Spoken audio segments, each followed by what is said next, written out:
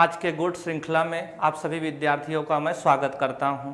आइए देखते हैं कल की सुर्खियों में क्या था जो हमारी सिविल सेवा परीक्षा की दृष्टि से महत्वपूर्ण हो सकते हैं।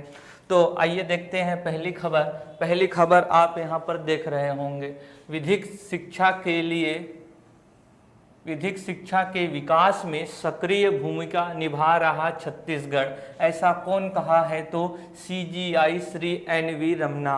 दरअसल साथियों, अभी ये देख रहे हैं, ये भारत के चीफ जस्टिस ऑफ इंडिया हैं, सुप्रीम कोर्ट के मुख्य न्यायाधीश हैं और ये छत्तीसगढ़ राज्य के मुख्यमंत्री हैं। ये दोनों हिदायतुल्ला नेशनल यूनिवर्सिटी के दीक्षांत समारोह में शामिल हुए थे। तो यह छत्तीसगढ़ के लिए गौरव का विषय है कि भारत के मुख्य न्यायाधीश, सुप्रीम कोर्ट के मुख्य न्यायाधीश छत्तीसगढ़ के एक विधि विश्वविद्यालय में मुख्य अतिथि के रूप में शामिल हो रहे हैं। यहाँ पर इस समारोह में जो दीक्षांत समारोह हो रहा है, दीक्षा का अंत हो रहा है, बच्चों को प्रोत्साहित किया जाता है, डिग्रियां बांटी जाती हैं इस समारोह के दौरान। और जब इनके भाषण देने की बारी आई, किसकी? तो chief justice of India NV Ramana की, तो इन्होंने कुछ महत्वपूर्ण बातें कही जो आप लोगों के लिए भी महत्वपूर्ण हो सकती है। इन्होंने कहा प्रत्येक विद्यार्थी के पास एक विजन होना चाहिए और उसके लिए उसके पास जोश और जज्बा भी होना चाहिए उस विजन की प्राप्ति के लिए।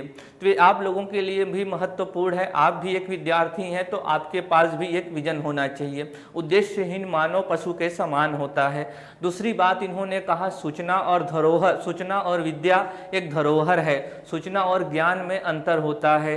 हम लोग जो यहाँ पढ़ रहे हैं ये सूचना है, जब इसको आप अपने दैनिक जीवन में व्यवहार में ले आएंगे तब यह आपका ज्ञान हो जाएगा।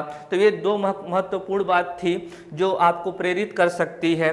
तीसरी बात जो इन्होंने कही कि छत्तीसगढ़ न्यायिक और संरचना में अग्रणी बनकर उभर रहा है सभी राज्यों की अपेक्षा में। यहाँ की विधिक सहायता जो है वो भी बहुत अच्छे से कार्य कर रही है।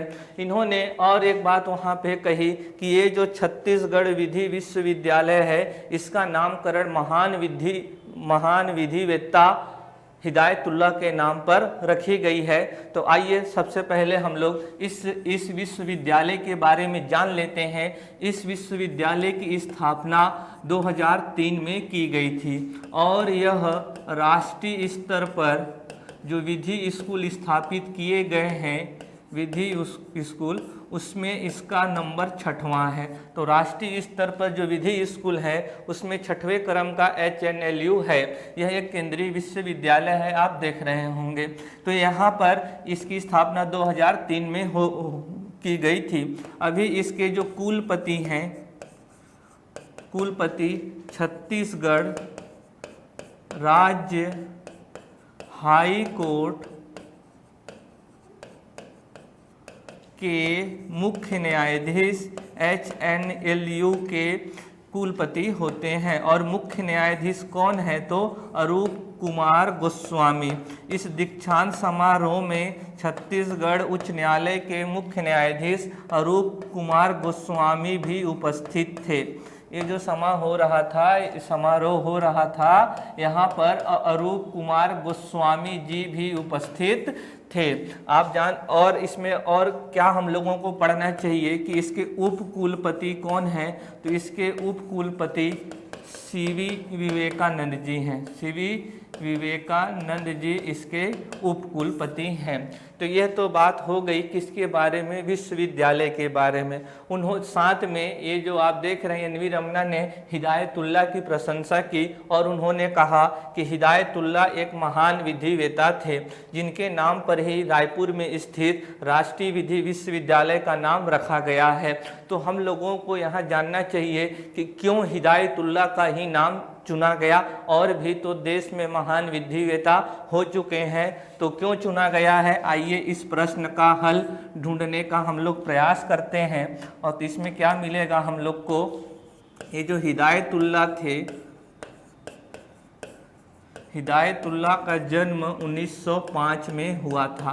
इनकी जो स्कूली शिक्षा हुई थी वह रायपुर में हुई थी। इसी कारण रायपुर में स्थित राष्ट्रीय विधि विश्वविद्यालय का नाम हिदायतुल्लाह के नाम पर रखा गया था। हिदायतुल्लाह विधिवेता का जो स्कूली शिक्षा हुआ था वह रायपुर में हुआ था। इन्होंने नागपुर में भी अपनी स्नातक की डिग्री हासिल की। इसके बाद ये लंदन चले गए और लंदन से पढ़कर जब आए 1930 में तो भारत में वकील के तौर पर एक कार्य करने लगे। और जब भारत आज़ाद हुआ, आज़ाद होने के बाद 1954 में ये एमपी हाई कोर्ट के चीफ जस्टिस बने। एमपी हाई कोर्ट के चीफ जस्टिस 1954 में बने। 1968 से लेकर 70 तक ये 11वें चीफ जस्टिस ऑफ इंडिया भी रहे हैं। ये महत्वपूर्ण उपलब्धि है। जिस पद पर आज एन वी रमन्ना है उसी पद पर 1968 से लेकर 1970 तक हिदायतुल्लाह भी रह चुके हैं और वो 11वें नंबर के थे।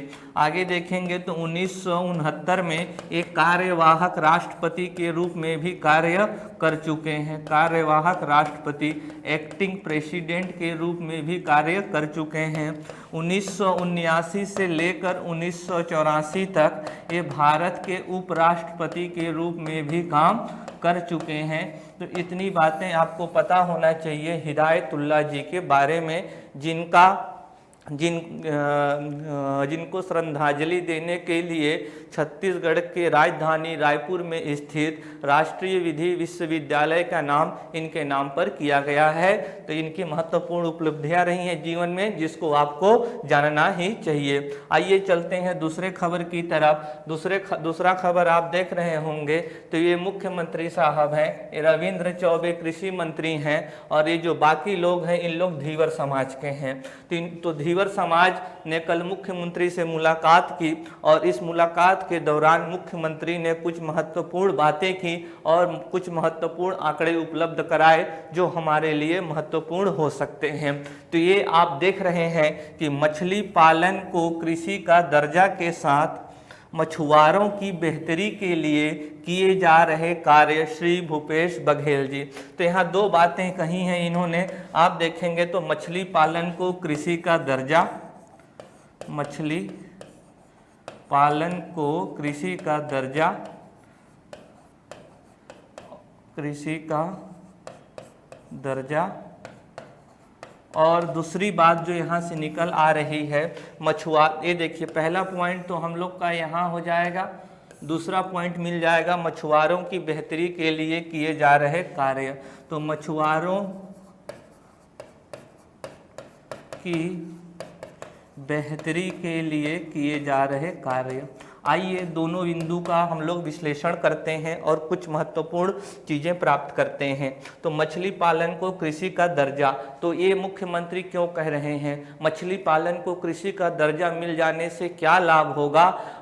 तो इससे ये यहाँ पर आप देख सकते हैं, अगर मछली पालन को कृषि का दर्जा दिया गया तो किसानों के समान ही मछुआरों को भी ऋण मिलने लगेगा। कितने प्रतिशत पर? 0% पर। कौन सा ऋण? अल्पकालीन ऋण जो किसानों को दिया जाता है। अल्पकालीन कृषि ऋण की अवधि 0 से 15 माह तक होती है और यह कौन प्रदान करता है साथियों? तो पैक्स करता है। पैक्स का मतलब क्या है? प्राथमिक कृषि सहकारी समिति। ये पैक्स का अंग्रेजी पूर्ण रूप भी देख लीजिए, प्राइमरी एग्रीकल्चर कोऑपरेटिव सोसाइटी। तो जो पैक्स होता है किसानों को 0% पर ऋण उपलब्ध कराता है। तो ऐसा 2014-15 से किया जा रहा है। तो ये जो पैक्स है अब मछुआरों को भी 0% पर ऋण प्रोवाइड करेगी, क्योंकि अब मछली पालन को भी कृषि का दर्जा दे दिया गया है। साथ में इनको जल कर और विद्युत कर में भी छूट प्राप्त होगी, जैसा कि अन्य किसानों को प्राप्त होता है। तो मछली पालन को कृषि का दर्जा देने से आपके पास 3 बिंदु आ गए कि क्या लाभ हो सकता है। एक तो उन्हें 0% पर ऋण प्राप्त होगी प्राथमिक कृषि सहकारी समिति से, दूसरी बात उनको जल कर में छूट मिलेगा, तीसरी बात उनको विद्युत कर में छूट मिलेगा। ये लिखा हुआ है, आप इसको नोट कर सकते हैं। आइए अब इसके बाद हम लोग देख लेते हैं कि जो दूसरा बिंदु था, मछुआरों की बेहतरी के लिए कार्य किए जा रहे हैं, ऐसा मुख्यमंत्री जी ने कहा। आइए देखते हैं कौन सा कार्य किया जा रहा है। तो आप देख रहे हैं छत्तीसगढ़ में नवीन मछली पालन नीति लागू की है, और यह नीति कब बनाई गई है तो आपको पता होना चाहिए। यह जो नीति है 2022 में आई है, यह नीति 2022 में आई है। अब आप देख सकते हैं इसको,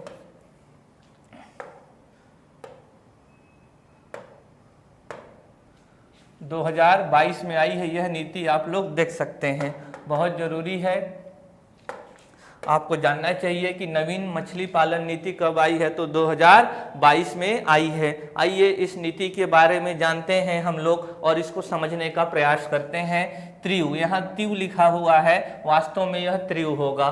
त्रियु विकास में मछुआरों की भागीदारी, इसका मतलब है जो सकल राज्य घरेलू उत्पाद होता है जिसको जीएसडीपी जानते हैं, उसमें हम लोग मत्स्य क्षेत्र की भागीदारी को बढ़ाना चाहते हैं। यही यहाँ पर इस वाक्य का अर्थ है कि त्रिभुज विकास में मछुआरों की भागीदारी यानी जीएसडीपी में जितना से जितना अधिक हो सके हम लोग को मत्स्य क्षेत्र का योगदान बढ़ाना चाहिए। यह इस नीति का पहला उद्देश्य है। दूसरा है कि मछुआरे सहकारी समितियों का विकास। ये जो मछुआरे सहकारी समिति होंगी इन्हीं को जलाशय या तालाब 10 वर्ष के लिए पट्टे पर दिए जाते हैं, तो ऐसे सहकारी समितियों का विकास करना है। दूसरा इसका उद्देश्य हो गया मछली पालन नीति 2022 का। नवीन प्रजातियों का बढ़ावा है, ऐसी प्रजातियां जो कम लागत पर ही अच्छा उत्पादन देती हैं उनको बढ़ावा दिया जाए। साथ में जो देसी प्रजातियां हैं उनका भी संरक्षण किया जाए।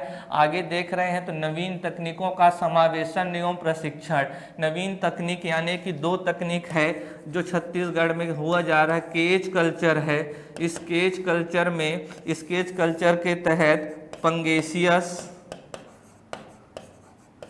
एवं तिलापिया मछली का पालन किया जाता है। केज कल्चर में सरकार सब्सिडी भी प्रदान करती है। दूसरी जो तकनीक है आप यहाँ पर देख रहे हैं, बायोफ्लॉक तकनीक, इसको BFT भी कहते हैं, बायोफ्लॉक टेक्नोलॉजी कहते हैं। ये तकनीक है, इसके लिए आपको तालाब खोदने की ज़रूरत नहीं पड़ती। आप ज़मीन के ऊपर भी ये टैंक बना सकते हैं और इस टैंक में आप सूक्ष्म जीव छोड़ देते हैं, जैसे कि बैक्टीरिया हो गए, फंजाई हो गए, और ये बैक्टीरिया फंजाई जल के अंदर ही मछलियों के विष्टा या उनके मल को फिर से उनके भोजन के रूप में तब्दील कर देते हैं। तो यह प्रणाली बायोफ्लॉक मत्स्य कृषि कहलाती है। तो इसमें महत्वपूर्ण योगदान होता है सूक्ष्म जीवों का, महत्वपूर्ण योगदान सूक्ष्म जीवों का होता है। जो सूक्ष्म जीव यानी कि बैक्टीरिया और क्या हो गए, फंजाई हो गया, फाइटोप्लैंक्टन हो गए, तो ये क्या करेंगे, जो मछलियों के जो विष्टा होती है, विष्टा यानी कि वेस्ट यानी कि उनका मल, ये जो विष्टा को ये इन लोग फिर से बदल देंगे मछलियों के भोजन के लिए। तो यह बायोफ्लॉक तकनीक कहलाती है। पर्यावरण के अनुकूल तकनीक है। इसमें कम जल की भी कमी होती है, इसमें कम जल लगता है और कम खर्च भी आता है। तो सरकार को इसको बढ़ावा देना चाहिए और सरकार इसमें 7.5 लाख पर 40% का 7.5 लाख तक 40% तक अनुदान भी देती है। तो ऐसे ही तकनीकों का हम लोगों को क्या करना है, समावेशन करना है और किसानों को हम लोगों को प्रशिक्षण भी देना है इस तकनीक को लेके। इसका अगला उद्देश्य है शासकीय योजनाओं एवं कार्यक्रमों का लाभ हितग्राहियों तक पहुंचाना। तो मत्स्य पालन के लिए जो सबसे बेहतर और उचित योजना है वह है प्रधानमंत्री मत्स्य संपदा योजना जो छत्तीसगढ़ में भी चल रही है। तो इन योजनाओं के बारे में मछुआरों को जागरूक करना। अब नज़र डाल लेते हैं हम लोग छत्तीसगढ़ में मत्स्य क्षेत्र को लेकर। तो छत्तीसगढ़ की जो जलवायु है मत्स्य के अनुकूल है और यहाँ मत्स्य उत्पादन को बढ़ावा देकर नीली क्रांति, मछली उत्पादन को नीली क्रांति, ब्लू रिवॉल्यूशन के नाम से भी जाना जाता है। तो इस जो ब्लू रिवॉल्यूशन है छत्तीसगढ़ में इसको भली भांति बढ़ाया जा सकता है। तो छत्तीसगढ़ में अभी 1.920 लाख हेक्टेयर कुल जल क्षेत्र है, जिसका 1.812 लाख हेक्टेयर मछली उत्पादन के लिए विकसित किया जा चुका है।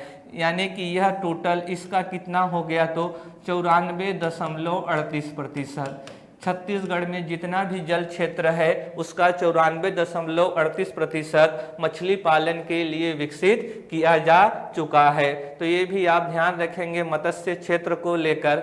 आगे देख लेते हैं हम लोग, अगली स्लाइड पर डालते हैं नज़र। तो यहाँ आप देख रहे हैं कि वही बात मैंने बताया, जो BFT है, जो बायोफ्लॉक तकनीक है, BFT बायोफ्लॉक टेक्नोलॉजी, उस पर 7.5 लाख रुपए तक 40% का अनुदान दे रहा है। यानी कि जो कोई व्यक्ति अगर बायोफ्लॉक टेक्नोलॉजी को इंस्टॉल करना चाहता है तो उसको 40% सब्सिडी दी जाएगी। लेकिन ये 40% किसी भी स्थिति में 7.5 लाख से ऊपर न हो। इसका अर्थ यहाँ पर यह है। अभी हम लोग मत्स्य क्षेत्र का हमारे GSDP यानी कि ग्रॉस स्टेट डोमेस्टिक प्रोडक्ट में कितनी भागीदारी है उसको जान लेते हैं। तो 2021-20 में 7.68% से मत्स्य क्षेत्र वृद्धि कर रहा है और 2020 में कितना था, तो 7.34%,